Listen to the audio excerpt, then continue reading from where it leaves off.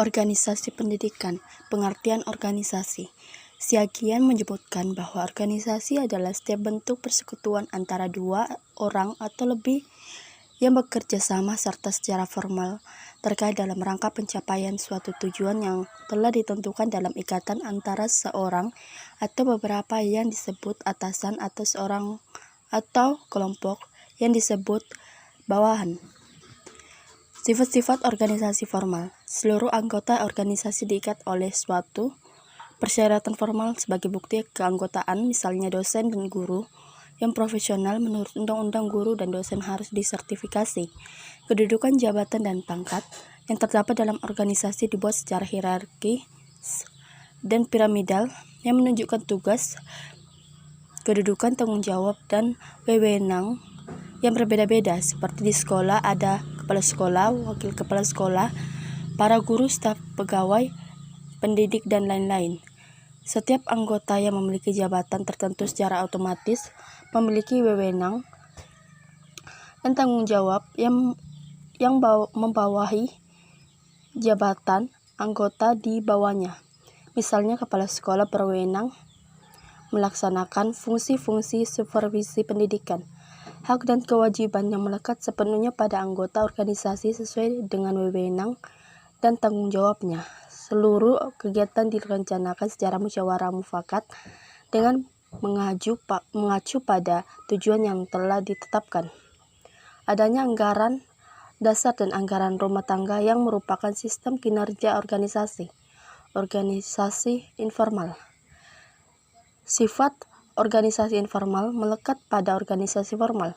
Artinya tidak ada perbedaan yang membedakan hanya dalam status organisasi dalam cakupan wewenang pemerintah dan izin operasional suatu organisasi. Misalnya lembaga pendidikan sekolah bersifat formal, sedangkan lembaga yang menyelenggarakan kursus merupakan lembaga informal. Tidak akan ada sekolah formal jika tidak berdampingan dengan organisasi informal, seperti lingkungan masyarakat, komunitas masyarakat yang merupakan konsumen pendidikan formal. Keluarga adalah organisasi informal yang berhubungan secara langsung dengan lembaga pendidikan formal seperti sekolah, karena anak didik dimasukkan ke lembaga pendidikan oleh orang tua atau walinya, dan pihak lembaga pendidikan akan mengundang seluruh orang tua anak didik ketika akan membicarakan masalah biaya sekolah, uang bangunan sekolah, dan kegiatan ekstrakurikuler yang memberikan izin orang tua siswa. Bentuk-bentuk organisasi garis. Pertama, organisasi garis adalah suatu bentuk organisasi yang memandang dan menerapkan sumber wewenang tunggal. Ciri-ciri dari organisasi lini atau garis adalah organisasi yang kecil, jumlah anggota sedikit, pemilik merupakan pimpinan organisasi atau pemegang saham utama, asas kesatuan komando yang dominan, menerapkan prinsip disiplin ketat, sistem pengawasan yang ketat, koordinasi antar pegawai sangat sederhana dan mudah dilakukan, hubungan antar anggota yang sangat dekat dan satu lapis atau searah, bahkan dapat dilakukan antar pribadi secara tatap muka, penggunaan alat-alat sederhana, produk yang dihasilkan homogen.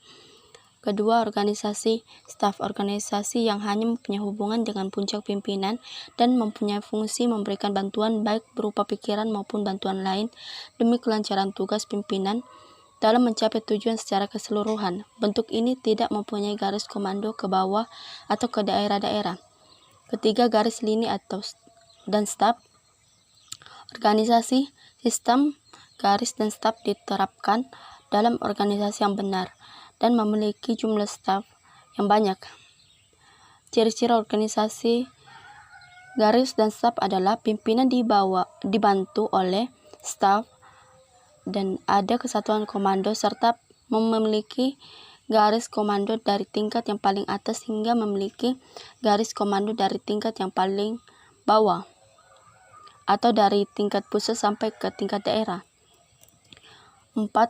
Organisasi fungsional. Setiap atasan dapat melakukan instruksi kepada semua bawahan sepanjang wewenang dan tanggung jawabnya dan yang paling penting masih berada di bawah naungan organisasi yang dimaksud. Kebaikan organisasi fungsional adalah 1. Spesialis karyawan maksimal, 2. Solidaritas antar pegawai sangat tinggi, 3. Disiplin pegawai tinggi, 4. Tanggung jawab atas fungsinya terjamin, 5. Bidang pekerjaan khusus diduduki oleh seorang ahli yang memungkinkan bekerja atas dasar keahlian dan potensi serta cita-citanya.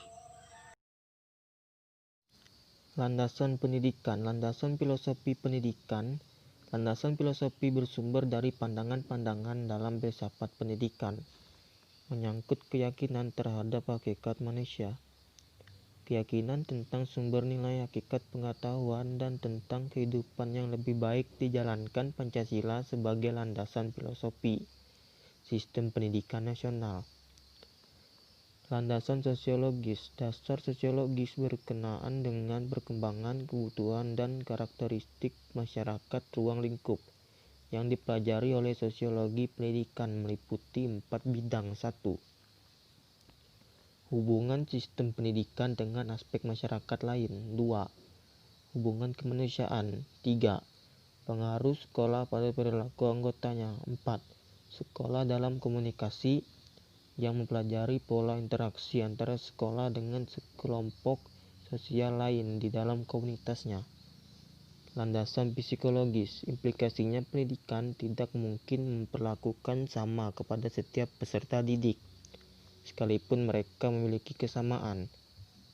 Landasan pendidikan, landasan pondasi, dasar pedoman pendidikan, usaha sadar untuk mengembangkan potensi diri, pendidikan manusia belajar, pendewasaan kehidupan yang berarti, landasan kependidikan, dasar pedoman dalam mencapai rangkaian kegiatan menuju dewasa untuk kehidupan yang berarti. Landasan filosofi pendidikan Pancasila, jiwa bangsa Indonesia menjadi semangat dalam berkarya di segala bidang. Pembentukan manusia Pancasila sebagai manusia pembangunan yang tinggi kualitasnya dan mampu mandiri. Landasan sosiologis John Locke, anak terlahir seperti kertas putih. Tingkah laku manusia terlahir dari keadaan kebaikan bawaan. Lingkungan sosial menjadi manusia dapat berinteraksi dengan baik dengan masyarakat dan lingkungan. Teori-teori pendidikan. Ada 4 teori pendidikan, yaitu teori pendidikan klasik yang memandang bahwa pendidikan berfungsi sebagai upaya memelihara, mengawetkan, dan meneruskan warisan budaya. Teori pendidikan personal, yaitu isi pendidikan disusun dalam bentuk desain program atau desain pengajaran dan disampaikan dengan media elektronika, dan para peserta didik belajar secara individual. Teori interaksional.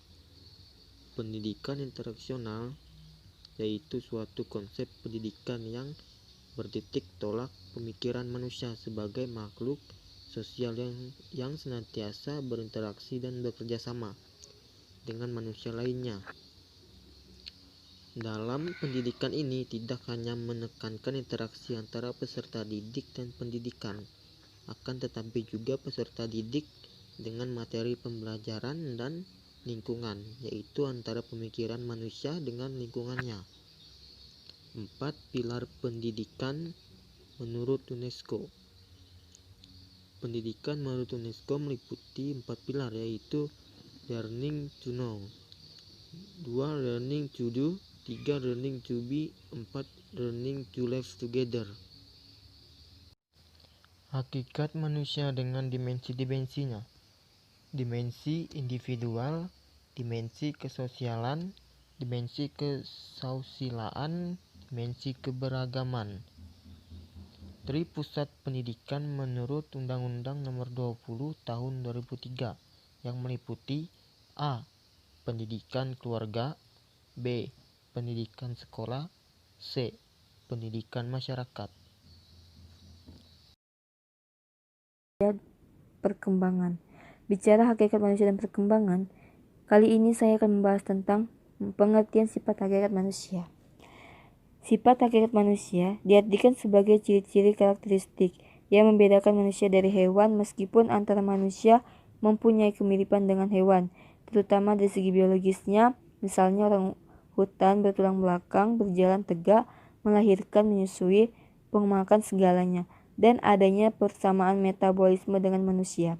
Yang membedakan manusia dengan hewan seperti pengetahuan, kemauan dari dalam diri atau kesungguhan diri. Sifat hakikat manusia. Wujud sifat hakikat manusia yang tidak dimiliki oleh hewan yang dikemukakan oleh paham eksistensialisme dengan maksud menjadi masukan dalam membenahi konsep pendidikan, yaitu kemampuan menyadari diri atau beradaptasi, kemampuan bereksistensi, mampu menetapkan diri dan menerobos batasan dari menatap masa depan, pemilikan kata hati, atau kemampuan dalam mengambil keputusan baik atau buruk yang berkaitan dengan moral atau perbuatan. Moral atau etika berkaitan dengan sopan santun. Kemampuan bertanggung jawab, menanggung akibat dari perbuatan atau konsekuensi.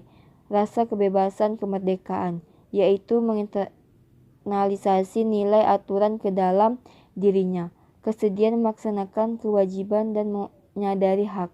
Kemampuan menghayati kebahagiaan, kemampuan menyadari diri. Adapun dimensi hakikat manusia, yang pertama, manusia sebagai makhluk individu. Dimensi keindividualan atau individualitis. Yang kedua, manusia sebagai makhluk sosial. Dimensi kesosialan sosialitis. Yang ketiga, manusia sebagai makhluk susila atau bermoral.